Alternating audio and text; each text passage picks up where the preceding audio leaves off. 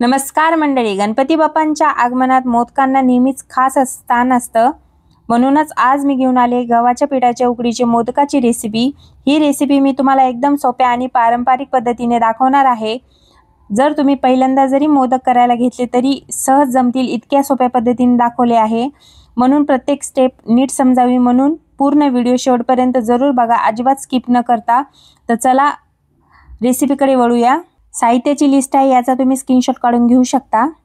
आता एका पॅनमध्ये 1 चमचा साजूक तूप टाकायचं. त्यानंतर 2 चमचे खसखस घालायची. ही खसखस तुम्ही आधी हलक्या आचेवर भाजून देखील घेऊ शकता. खसखस घातल्यानंतर ती मंद गॅसवर फक्त 30 सेकंद परतून घ्यायची. खसखशीचा रंग अजिबात बदलायला नको, फक्त हलकीशी खरपूस भाजून घ्यायची आहे. खसखसी पूर्णतः ऑप्शनल आहे, पण एक पारंपरिक रेसिपीमध्ये खसखशीचा वापर केलेला असतो म्हणून मी इथे ॲड केलेली आहे. आता खसखस व्यवस्थित अशी परतली गेली. यामध्ये 250 ग्रॅम ओला नारळाचा किस अंदाजे 2 वाट्या घालायचा आहे. मी प्रमाण वाट्यामध्ये आणि ग्रॅममध्ये दोन्ही सांगितले, त्यामुळे तुम्हाला घरच्या घरी मोजायला अगदी सोपं जाईल. हा नारळ 2 ते 2.5 मिनिटे परतून घ्यायचा आहे. इथे मी 2 नारळाचा किस वापरलेला आहे.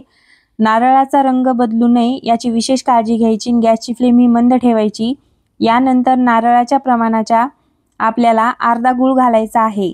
जर तुम्हाला मोदक जास्त गोड किंवा कमी गोड पाहिजे असतील तर गुळाचं प्रमाण तुम्ही कमी जास्त करून घेऊ शकता. म्हणजेच 2 वाट्या नारळासाठी 1 वाटी चिरलेला गूळ घेतलेला आहे मी. बारीक चिरून घ्यायचा गूळ म्हणजे लवकर वितळतो. गूळ घातल्यानंतर मिश्रण थोडं पातळसर होतं, त्यामुळे हे जास्त वेळ परतायचं नाही. फक्त 3 ते 4 मिनिटे मंद आचेवर शिजवून घ्यायचे. सारण नेहमी रसरशीतच ठेवायचं, अजिबात कोरडं करायचं नाही. शेवटी यामध्ये 1 चमचा वेलची पावडर टाकायची आणि थोडंसं जायफळ किसून घालायचं. मग गॅस बंद करून सारण पूर्ण थंड होऊ द्यायचं. सारण गरम असताना कधीच मोदक करायला घ्यायची नाही. आधी नेहमी मोदक करताना सारण करून घ्यायचं आणि नंतर पीठ लावायचं. आता पुढची तयारी करूया. गॅस मी बंद केला आहे. बघा कसं रसरशीत असं सारण झालेलं आहे. अजिबात कुठं सुकं पडले नाही आहे. आता पीठ मळून घेऊया. इथे मी 2 वाट्या म्हणजेच 200 ग्रॅम गव्हाचं पीठ आणि अर्धी वाटी 50 ग्रॅम तांदळाचं पीठ वापरलेलं आहे. म्हणजे एकूण 250 ग्रॅम पीठ तयार होईल. हे आपल्याला पीठ व्यवस्थित असं मिक्स करून घ्यायचं आहे. आता यामध्ये तांदळाची पिठी वापरलेली आहे. यामुळे छान अशी चकाकी येणार आहे मोदकांना आणि मोदक सॉफ्ट होतील. थोडंसं मीठ टाकायचं आणि 2 चमचे मी इथे वितळलेलं तूप टाकत आहे. याला व्यवस्थित असं मिक्स करून घ्यायचं आणि नंतर थोडं थोडं पाणी घालत घट्टसर असा गोळा मळून घ्यायचा आहे. आपण पुऱ्या करताना जसा गोळा मळतो त्यापेक्षा थोडासा घट्ट करायचा, पातळ अजिबात करायचा नाही, ना तर पारी अजिबात बनणार नाही. आणि इथे मी मोठा 1 चमचा भरून रवा टाकलाय. हा बारीक रवा आहे आणि ज्या वाटीने आपण पीठ घेतले त्याच वाटीने मी इथे 1 वाटी भरून पाणी घेतलेलं आहे. हे पाणी आपल्याला थोडं थोडं ॲड करत घट्टसर असा गोळा मळून घ्यायचा आहे. गव्हाच्या पिठाचे मोदक करताना तांदळाचं पीठ ॲड करायचं, कारण त्यामुळे छान असं बाइंडिंग येतं आणि मोदकांचा आकार छान टिकतो आणि फाटण्याची शक्यता फार कमी होते. फक्त गव्हाच्या पिठाचे मोदक केले तर थोडे घट्ट किंवा चिवट होतात, म्हणून त्यात थोडंसं आपण तांदळाचं पीठ ॲड करतो. आता छान असा गोळा मळून झाला आहे. यामध्ये मी 1 चमचा वितळलेलं तूप टाकले, याने की गोळा घट्ट राहील पण मऊ होईल. आता हे छान असं मळून घेतलंय. या आपल्याला झाकून ठेवायचे 10 मिनिटासाठी. इथे मी साधारणतः 1 वाटी पाणी घेतलं होतं, त्यापैकी फक्त 4 ते 5 चमचे पाणी शिल्लक राहिले. म्हणजेच मोदकाचं पीठ मळण्यासाठी एवढाच पाण्याचा वापर झाला आहे. आता 10 मिनिटानंतर 2 ते 3 मिनिटासाठी आपण उंडा व्यवस्थित असा मळून घ्यायचा आणि खूप सॉफ्ट बनतो.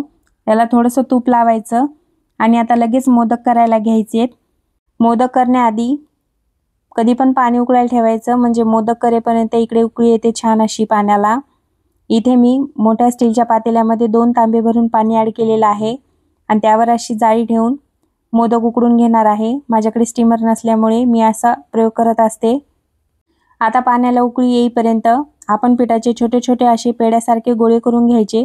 प्रत्येक गोळा एकसारखा पातळसर आणि नीट लाटून घ्यायचा, म्हणजे सर्व मोदक एकसारखे होतात आता पुढची स्टेप खूप महत्त्वाची आहे, त्यामुळे लक्षपूर्वक बघा. अगदी सोप्या पद्धतीने मी तुम्हाला परफेक्ट मोदक कसे घडवायचे ते दाखवणार आहे.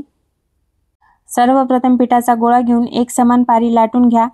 यासाठी तुम्ही पुरी यंत्राचा देखील वापर करू शकता किंवा लाटण्याने देखील लाटू शकता. काठ पातळ आणि मध्यभाग थोडा जाडसर ठेवायचा, म्हणजे मोदक फाटत नाहीत. आता पहिल्या पद्धतीने बघूया. सारण न भरता अगोदर असे चिमटे काढत आपल्याला पारी बनवून घ्यायची.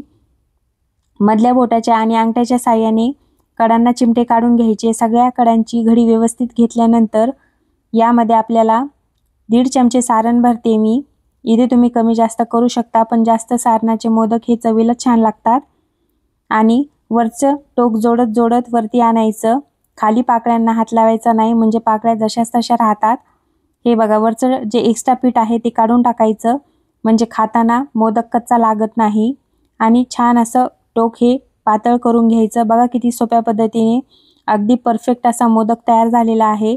आणि हातावर थोडंसं याला गोल करून घ्यायचं, म्हणजे हा व्यवस्थित शेपमध्ये येतो आणि सुबक दिसतो दिसायला. पहिल्यांदाच प्रयत्न केला तरी ही पद्धत अगदी सहज जमते. फक्त घड्या नीट बसवण्याकडेच लक्ष द्यायचे. आता दुसरी पद्धत. आधी सारण भरायचं आणि मग हाताने छोट्या छोट्या अशा कळ्या पाडायच्या. अगदी आपण कोणाला हलकासा चिमटा घेतो तसं. एक बोट आणि 2-3 बोटाच्या साहाय्यानेच काठ दाबत घ्यायचा. सर्व घड्या पूर्ण झाल्यानंतर व शेंडा बंद करायचा आणि गोलसर आकार देऊन घ्यायचा. इतकं सोपे आहे की तुम्ही एकदा नीट पाहिलं तर सहज करून दाखवाल. हे बघा किती सुंदर आणि परफेक्ट मोदक बनून तयार होत आहे. फक्त वरचा भाग आपल्याला जोडत न्यायचा. कळ्यांना जास्त प्रेशर लावायचं नाही, नाहीतर कळ्या पडणार नाहीत मोदकाला व्यवस्थित. खूप सोप्या पद्धतीने ही तुम्हाला समजून सांगितलेलं आहे. तुम्हाला समजलं असेलच हे. सुरुवातीला मोदक बनवताना थोडं कठीण वाटू शकतं, पण जसजसे प्रयत्न वाढतील तसं परफेक्शन आपोआप येतं. आता पाहूया दुसरी पद्धत. सर्वप्रथम पिठाचा मोठा उंडा घेऊन चपातीसारखा गोलसर लाटून घ्यायचा. याची कड पातळ ठेवा, मध्यभाग थोडा जाडसर ठेवायचा. यानंतर अशी शार्प काठाची वाटी घ्यायची आणि दाबून छोट्या एकसारख्या पाऱ्या कापून घ्यायच्या. असं केल्यामुळे पाऱ्या लवकर तयार होतात आणि वेळही वाचतो आणि सर्व मोदक हे सारखे होतात. तुमच्याकडे पुरी यंत्र असेल तर ते वापरणं अजून सोपं ठरेल. आता प्रत्येक पारीमध्ये आधी सारण भरायचं आणि मग अगदी आपण जशा साडीच्या मिऱ्या करतो त्याचप्रमाणे एकावर एक अशा घड्या बसवायच्या. हे बघा, दाखवते व्हिडिओमध्ये त्याप्रमाणे. ही पद्धत खूप सोपी आहे. ही जर तुम्ही ट्राय केली तर पहिल्याच प्रयत्नात मोदक जमतात. हे बघा, आणि एकदम जे शेवटची पारी, म्हणजे शेवटचं जे राहील टोक ते आत ओढायचं आणि मोदक असा वरच्या साईडला दाबून घ्यायचा. हे बघा किती सुबक असा मोदक सुंदर असा तयार झालेला आहे.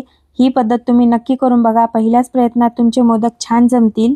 जर पहिल्या 2 पद्धतीने मोदक तुम्हाला घडवणं जर कठीण वाटत असेल तर तुम्ही साच्याच्या मदतीने देखील अगदी सुंदर मोदक तयार करू शकता. साच्यामध्ये पिठाचा छोटा गोळा ठेवून नीट दाबून घ्या आणि वरचं अतिरिक्त पीठ काढायचं नाही, बाहेरच ठेवायचं. त्यानंतर आतमध्ये सारण भरायचं आणि थोडं पीठ लावून साचा बंद करा. साचा उघडल्यानंतर अतिशय सुबक आणि सुंदर आकाराचा मोदक तयार होतो. या पद्धतीनेच तुम्ही सर्व मोदक करून घेऊ शकता. आता हा शेवटचा मोदक आहे. मी सांगितलेल्या पीठ व सारणाच्या प्रमाणात अगदी 21 मोदक होतात. न गोड कमी पडलं न जास्त राहिलेलं आहे. सारण अगदी व्यवस्थित झालं आणि पीठ देखील संपलेलं आहे. इथे माझे 19 मोदक झालेले आहेत. त्यापैकी 2 ते 3 थोडे मोठे झाले, त्यामुळे 19 झालेले आहेत. जर व्यवस्थित 21 पाऱ्या करून घेतल्या याच्या तर पाव किलो पिठामध्ये व्यवस्थित असे 21 मोदक होतात सहज सोप्या पद्धतीने. आता हे सर्व मोदक स्टीलच्या जाळीवर मांडून घ्यायचे. आपल्याला हे स्टीम करून घ्यायचेत. जाळीला आधी थोडंसं आपल्याला तूप लावून घ्यायचं आहे, म्हणजे मोदक उकडल्यानंतर खाली चिटकणार नाहीत. मोदक ठेवताना त्यामध्ये थोडंसं अंतर ठेवायचं. ते खूप महत्त्वाचं आहे, कारण शिजल्यानंतर ते फुलतात आणि एकमेकांना चिकटू नये म्हणून आपण थोडंसं अंतर ठेवायचं. इतकी मांडणी झाल्यानंतर पाणी छान असं उकळून तयार झालेलं आहे. आता लगेच आपण मोदक स्टीमिंगसाठी ठेवूया. हे बघा, पाण्याला अतिशय मस्त अशी उकळी आलेली आहे. आता यावर आपण स्टीम करण्यासाठी मोदक ठेवूया. 15 मिनिटासाठी मीडियम फ्लेमवरती आपल्याला मोदक हे वाफून घ्यायचे. मोदकाचं बाहेरचं आवरण थोडंसं कोरडं वाटत असल्यास त्यावर हलकंसं पाणी शिंपडा, त्यामुळे कवच ओलसर राहील आणि मोदक अधिक मऊसर व परफेक्ट शिजतील. आता झाकण लावून 15 मिनिटे वाफवून घ्यायचं आहे. करेक्ट 15 मिनिटांनी झाकण उघडताना काळजी घ्यायची, कारण हाताला वाफ लागू शकते. हे बघा किती सुंदर परफेक्ट असे मोदक तयार झालेत. हात लावून तपासताना थोडंसं लक्ष द्या, पण जर हाताला चिकट वाटत असेल तर मोदक शिजलेले नाहीत आणि अजिबात हाताला चिटकलं नाही तर समजायचं की व्यवस्थित असे मोदक शिजलेले आहेत. हे बघा व्यवस्थित असे झालेले आहेत. शिजल्यानंतर त्यांच्या रंगामध्ये हलकासा बदल होतो. आधीचा फिकट रंग थोडा गडद होतो आणि त्यातच एक वेगळं असं सौंदर्य दिसतं. आणि बघा अगदी गरमागरम मऊसूद आणि टेस्टी असे मोदक आता सर्व करण्यासाठी तयार आहेत. गणपती बाप्पाला देखील असे मोदक खूप आवडतील. मोदक पूर्णपणे तयार झाले आहेत. आता मी तुम्हाला दाखवते. हे बघा किती सहजतेने प्लेटमधून सुटत आहेत. अजिबात चिटकलेले नाहीत, कुठेही फाटले नाहीत, तुटले नाहीत, अगदी परफेक्ट आकारात आहेत. खरं सांगायचं तर मला हे मोदक तोडून दाखवावंसं वाटत नाहीये, पण तरीसुद्धा एक मोदक मी तुम्हाला दाखवेल.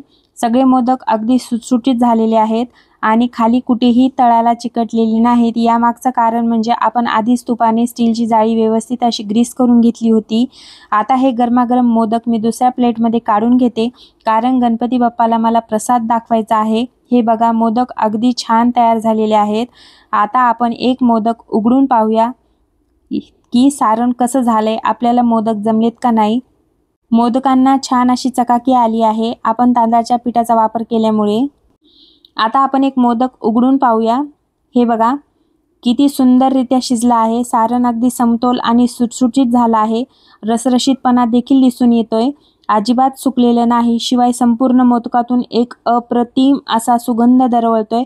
आज आपण एकदम सुंदर मऊसूद आणि रसरशीत असे मोदक बनवले. हे मोदक फक्त चवीला नाही तर आपल्याला भावनिकदृष्ट्याही गणपती बाप्पाशी जोडतात.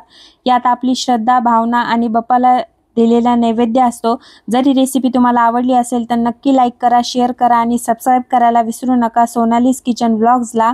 जर ही रेसिपी तुम्हाला आवडली असेल तर आपल्या कुटुंबियांना, आवडत्या व्यक्तींना ही रेसिपी शेअर करा आणि गणपती बाप्पाला नैवेद्य दाखवायला विसरू नका. चला तर मग गणपती बाप्पाला या मोदकांचा नैवेद्य दाखवू आणि एकत्र म्हणूया गणपती बाप्पा मोरया, मंगलमूर्ती मोरया.